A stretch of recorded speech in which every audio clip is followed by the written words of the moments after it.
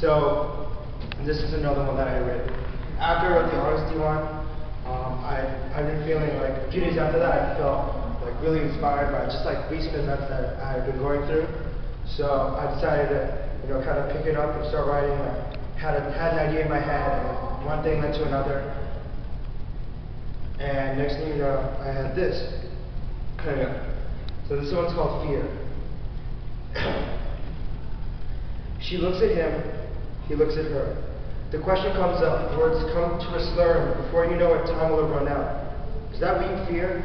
Will you have any doubts when the time comes for you to come? And, oh, that's pun intended, but we can't joke around the way we do at Subway with how many inches we can take, because this isn't a joke. You just can't afford to make this mistake. The cost is too high and your future is at stake. Your biggest fear, not the absence of something, but its presence. Knowing that when you speak of it, it's in the present tense. Finding a girl willing to wait is hard to find, and willing to wait to find a girl is even harder. And the further I look, the more hope is lost, until at last I saw what I've been looking for inside of her. Not to be inside of her, but to be outside, to be there for sure, in the winter, as her fur coat. To be someone that she could gloat about, that she could be proud about, happy about. There are certain things in Western culture that never made sense to me.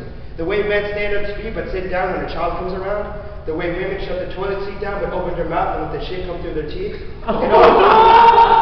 It always baffles me. See, I've talked to people and heard their stories. I've heard everything, to what makes people shake, to what makes them horny. Their answers are all the same, because physical connection is really what we were born to be. See, my only fear is regretting and forgetting. To be hung up over what she considered a fling.